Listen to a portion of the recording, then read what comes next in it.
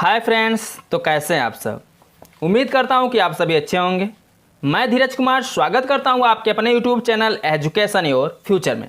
दोस्तों, आज मैं आपके लिए लेके आया हूं 13 के सी का पार्ट 3। दोस्तों, यदि आपने पार्ट 1, पार्ट 2 एंड पार्ट तीसरा आप तो बताने ही जा रहे हैं। दोस्तों, यदि आपने इसके पहले पार्ट 1, पार्ट 2 नहीं देखे हैं तो डिस्क्रिप्शन में उसका लिंक दिया गया है, आप वहाँ से जाकर देख सकते हैं। तो चलिए दोस्तों, अब हम प्रश्नावली 13 के सी का पार्ट 3 में आपको क्वेश्चन नंबर 8 से बताऊंगा। तो बने रहिए दोस्तों मेरे साथ। यदि आप कॉपी पेन लेके नहीं बैठे तो प्लीज़ कॉपी पेन लेके बैठ जाइए, क्योंकि यह वीडियो आपके लिए बहुत खास होने वाला है। ठीक है दोस्तों, तो चलिए देख लेते हैं क्वेश्चन नंबर 8 क्या बोला है। बोला है, यदि दो बेलनों की त्रिज्याओं में कितने का अनुपात है? 2:3 का अनुपात है तथा उनकी ऊंचाइयों में 5 तथा 3 का अनुपात है, तो उनके आयतनों का अनुपात ज्ञात कीजिए। यानी आपको V1 और V2 ज्ञात करना है। ठीक है दोस्तों, आयतन का क्या ज्ञात करना है? अनुपात निकालना है। तो चलिए दोस्तों, सबसे पहले हम यहाँ पे लिखते हैं हल। हल लिखने के बाद जो जो दिया है उसको हम क्या करेंगे? लिख लेंगे। ठीक है, तो देखते हैं दोस्तों इसमें दिया क्या क्या है। देखिए, पहला दिया त्रिज्याओं का अनुपात। त्रिज्या क्या होता है आपका? Small r1। दो त्रिज्या दिया है तो पहला हो जाएगा r1 अनुपाते दूसरा क्या हो जाएगा? r2। तो r1 अनुपाते r2 क्या निकलेगा यहाँ पे? 2:3 हो जाएगा। ठीक है, ये त्रिज्या दिया है। अब फिर इसकी ऊंचाइयों का अनुपात दिया है, तो ऊंचाई जो हो जाएगी पहली h1 अनुपाते क्या है? h2। तो h1 अनुपाते h2 क्या है? कितना अनुपात दिया इसका? 5:3। फिर बोला है इसके आयतनों का अनुपात ज्ञात कीजिए। तो आयतन मतलब दो, जो इसकी दो बेलन है इनके आयतनों का अनुपात ज्ञात करना है। तो पहले का आयतन हो जाएगा V1 अनुपाते दूसरे का हो जाएगा V2। यही आपको क्या ज्ञात करना है। ठीक है, क्या करना है? इसको ज्ञात करना है। तो चलिए दोस्तों, सबसे पहले क्या करेंगे? हम इसको हल करेंगे। ठीक है, आपसे बोला है आयतनों का अनुपात, तो यहाँ पे आप लिख लीजिए आयतनों का अनुपात। आयतनों का अनुपात बोला है, तो आयतनों का अनुपात हम जब इसको हल करेंगे तो आयतनों का अनुपात के लिए फार्मूला क्या लगाएंगे दोस्तों? देखिए, पहले आयतन का अनुपात करेंगे तो क्या हो जाएगा? V1। और आयतन का फार्मूला आपका क्या पता है दोस्तों? बेलन के आयतन का फार्मूला हमने आपको बता दिया है। क्या होता है? पाई r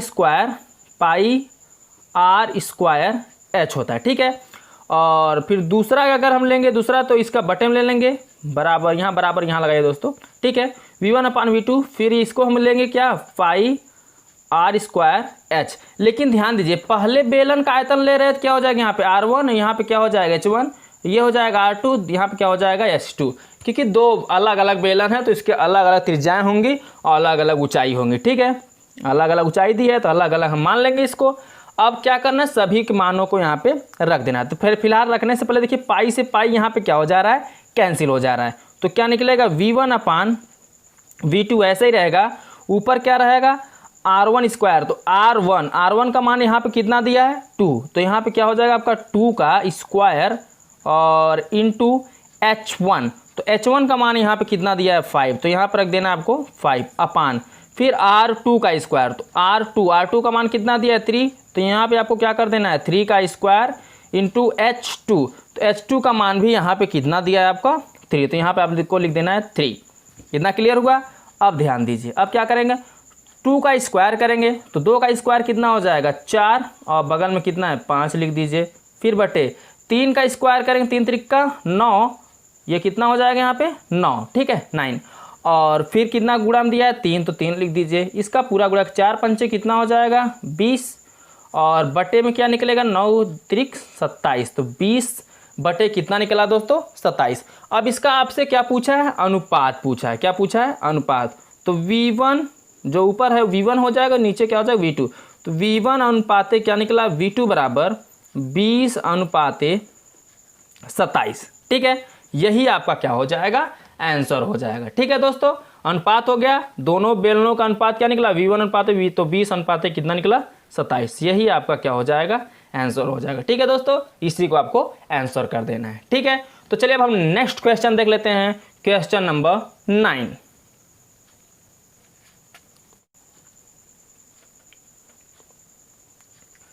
अब देखिए दोस्तों, क्वेश्चन नंबर 9 में क्या बोला है? इसमें बोला है किसी बेलन का वक्र पृष्ठ 264 मीटर वर्ग मीटर तथा आयतन 396 घन मीटर है। बेलन की ऊंचाई तथा बेलन के आधार की त्रिज्या ज्ञात कीजिए। यानी h और आपको इसमें क्या निकालना है, r निकालना है। ठीक है, तो बेलन का वक्र पृष्ठ दिया है और बेलन का आयतन दिया है। तो चलिए दोनों को हम क्या करते हैं दोस्तों, लिख लेते हैं। ठीक है, तो सबसे पहले आप यहाँ पे लिखिए हल। हल लिखने के बाद आपका जो दिया है उसको लिख लेना है। तो इसमें दिया क्या है, पहले दिया है बेलन का वक्र पृष्ठ, तो उसको लिख लीजिए बेलन का वक्र पृष्ठ। ठीक है, तो बेलन का वक्र पृष्ठ जो दिया है वो दिया है 264 वर्ग मीटर। ठीक है, तो यहाँ आप लिख दीजिए वर्ग मीटर, 264 वर्ग मीटर। और बेलन का आयतन दिया है, जो बेलन का आयतन दिया है, तो बेलन का जो आयतन दिया है 396, ठीक है, 396 घन मीटर। तो यहाँ पे आप लिख दीजिए 396 घन मीटर। अब आपसे त्रिज्या और क्या पूछा है, ऊंचाई पूछा है। ऊंचाई बोले तो आपसे h पूछा है और त्रिज्या बोले तो आपसे क्या पूछा है, r पूछा है। ठीक है, इसमें आपको h और r ज्ञात करना है। कैसे ज्ञात करना है, h और r तभी निकल पाएगा जब हम इसमें क्या करेंगे दोस्तों, आयतन में वक्र पृष्ठ से भाग करेंगे। ठीक है, तो देखिए दोस्तों, यदि हम यहाँ पे लिख दें तो देखिए दोस्तों, यहाँ ऊपर लिख दीजिए बेलन का आयतन, बेलन का आयतन बटे बेलन का वक्र पृष्ठ, बेलन का वक्र पृष्ठ। ठीक है, बेलन का आयतन बटे बेलन का वक्र पृष्ठ। तो जो बेलन का आयतन दिया है वो दिया है 396 और बेलन का वक्र पृष्ठ बराबर 264 दिया है। ठीक, उसको लिखते हैं। अब बेलन के आयतन का फार्मूला क्या होता है उसको लिख लेते हैं। तो बेलन के आयतन का फार्मूला होता है पाई आर स्क्वायर एच, और बेलन के वक्र पृष्ठ का फार्मूला क्या होता है, तो बेलन के वक्र पृष्ठ का फार्मूला होता है 2 पाई आर एच। ठीक है, क्या होता है 2 पाई आर एच, और इक्वल टू में कितना दिया 396 बटे 264। ठीक है, ये आपका दिया गया है यहाँ पे। अब क्या करना है, जो मिल रहा है उसको आप क्या करिए, काट दीजिए। देखिए तो पाई से पाई कट जाएगा, एच से एच कट जाएगा, एक आर से एक आर कट जाएगा। यहाँ आर स्क्वायर है, नीचे एक आर है, तो ऊपर एक आर बचेगा और नीचे 2 बचेगा। ठीक है, और बराबर में यहाँ पे कितना है 396 बटे 264। इतना क्लियर हो गया। अब आपको क्या करना है, आर निकालना है, तो 2 का गुणा यहाँ कर दीजिए। ठीक है, तो जब आप यहाँ पे आर निकालेंगे, आर बराबर निकालेंगे तो 2 का यहाँ गुणा हो जाएगा, तो यानी कितना आ जाएगा 396 गुणते 2 बटे 264 ऐसे ही रहेगा। ठीक है, तो क्या करिए आप पहले 2 से इसको काट दीजिए। तो 2 से आप जब इसको काटेंगे तो 2 1 का 2, 2 3 6, 2 दूनी 4। ठीक है, तो आर बराबर यदि आप निकालेंगे यहाँ से तो 132 तिहैया अगर काटेंगे, 132 तिहैया 300 कितना हो जाएगा 96। ठीक है, 132 तिहैया कितना हो जाएगा 396, 3 बार में कट जाएगा 132 से। तो यहाँ आर का मान जो आएगा वो कितना आ जाएगा 3। ठीक है, आर का मान कितना आ गया 3, और यही आपसे आर का मान पूछा था, वो मीटर में दिया है, तो ये 3 आर का मान जो निकलेगा वो कितना निकल जाएगा 3 मीटर निकल जाएगा। ठीक है, अब आर निकल गया तो आप ऊंचाई निकाल लीजिए, वक्र पृष्ठ का फार्मूला आपको पता ही है। ठीक है, तो चलिए हम निकाल लेते हैं यहाँ से ऊंचाई। ऊंचाई निकालने के लिए आपको पता है बेलन का वक्र पृष्ठ दिया है, तो यहाँ लिख लीजिए बेलन का वक्र पृष्ठ। तो जो बेलन का वक्र पृष्ठ दिया है वो कितना दिया है 264 दिया है। ठीक है, वर्ग मीटर, 264 वर्ग मीटर आपका यहाँ पे दिया है बेलन का वक्र पृष्ठ। और बेलन के वक्र पृष्ठ का फार्मूला होता है 2 पाई आर एच होता है। इतना क्लियर, और बराबर में 200 कितना 64, 2 ऐसे ही रहेगा। पाई का मान आपको पता ही है 22 बटे कितना होता है 7 होता है। आर का मान आपको पता है कितना निकला है 3, तो यहाँ पे आप रख दीजिए 3 इंटू एच, तो हमको निकालना है, हमसे पूछा ही है 200 कितना कर देना है 64। इतना क्लियर हो गया। अब आपको क्या करना होगा, इसका गुणा कर दीजिए। 22 दूना कितना हो जाएगा 44। तो चलिए हम इसका गुणा भी अब यहाँ पे कर ही देते हैं लगे हाथ। तो 22 दूना कितना हो जाएगा 44 बटे में 7 गुणते 3 गुणते h बराबर कितना हो जाएगा 264। 7 का यहाँ जब h बराबर निकालेंगे तो 7 का इसमें गुणा हो जाएगा 264 गुणते 7 और 3 और 44 कहाँ आ जाएगा नीचे, तो यानी 44 गुणते कितना हो जाएगा 3। ठीक है, तो चलिए दोस्तों अब इसको हम काटते हैं।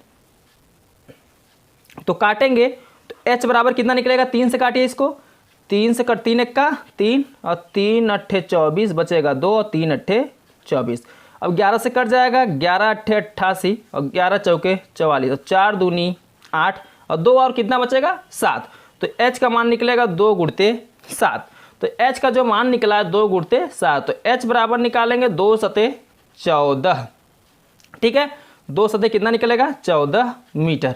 आप ऊंचाई पूछा तो ऊंचाई कितना आ गया 14 मीटर। ठीक है, तो आपको क्या करना है, त्रिज्या भी आपको मिल गया और क्या मिल गया ऊंचाई भी। तो आप लिख दीजिए यहाँ से r बराबर आप क्या कितना निकला 3 मीटर। त्रिज्या पूछा था तो r निकल गया, ऊंचाई पूछा h बराबर कितना आ गया 14 मीटर। यही आपके क्या हो जाएंगे आंसर हो जाएंगे। ठीक है, इसी को आपको क्या कर देना है आंसर कर देना है। समझ में आया दोस्तों।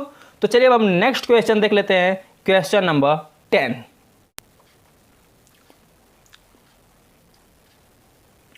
अब देखिए दोस्तों क्वेश्चन नंबर 10। क्वेश्चन नंबर 10 में क्या बोला है, इसमें बोला है 44 सेंटीमीटर लंबे 20 सेंटीमीटर चौड़े आयताकार कागज को लंबाई की ओर मोड़ने पर एक बेलन बनाया गया है। प्राप्त बेलन का आयतन ज्ञात कीजिए। पाई बराबर कितना दिया है 22/7 आपको दिया है। ठीक है, तो चलिए दोस्तों इसको हम क्या करते हैं अब हल करते हैं। तो सबसे पहले आप क्या लिखिए यहाँ पे हल। ठीक है, आपसे ये बोला है कि उसकी लंबाई क्या है, उसकी लंबाई आपको इसमें दी गई है। तो करना क्या है, बोला है कि लंबाई की ओर मोड़ने पर, तो लंबाई की ओर मोड़ने पर उसकी लंबाई कितनी दी है 44 सेंटीमीटर दिया है। ठीक है, तो चलिए दोस्तों सबसे पहले मोड़ का हम एक परिध बन, जब हम किसी को मोड़ते हैं कागज को मोड़ेंगे गोला गोला मोड़ेंगे तो परिध बन जाएगा। ठीक है, तो यहाँ लिख लीजिए आप हल लिखिए। हल लिखने के बाद आपको सबसे पहले हम आपको बता दें क्या करना है। ध्यान दीजिए, यदि कागज की लंबाई कितनी दी गई है आपकी 44 सेंटीमीटर दी गई है और चौड़ाई कितनी दी गई है 20 सेंटीमीटर। ठीक है, तो लंबाई की ओर कागज को मोड़ना है। ठीक है, कागज को किसकी ओर मोड़ना है लंबाई की ओर। ठीक है, जैसे कागज से सीधे में लंबाई थी तो ऐसे इसको मोड़ेंगे लंबाई की तरफ, जब मोड़ेंगे तो परिध बनेगी, गोला बन जाएगा, बेलन के आकार का बनेगा। तो उसी को आपको क्या करना है हल करना है। तो आप एक परिध बन जाएगी, जब मोड़ेंगे तो क्या बन जाएगी परिधि। तो यहाँ लिख लीजिए परिधि, क्या बनेगी परिधि। तो परिधि बराबर क्या होता है 2 पाई r होता है। परिधि बराबर 2 पाई r, और हम लंबाई की तरफ मोड़ रहे हैं तो जो परिधि का मान रखेंगे वो कितना रखेंगे 44, क्योंकि लंबाई कितना बोला है 44 मीटर लंबे। तो परिधि आपका है 2 पाई r और इसकी लंबाई हम कितना ले लेंगे 44 ले लेंगे। ठीक है, कितना ले लेंगे 44।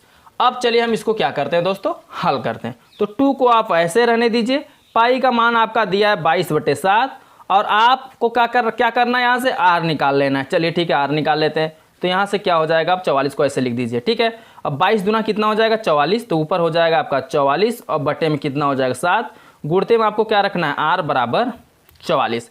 अब आज जब आप यहाँ से निकालेंगे तो 7 का गुणा हो जाएगा 44 में, तो 44 गुणते कितना हो जाएगा 7 और ये 44 है वो नीचे आ जाएगा।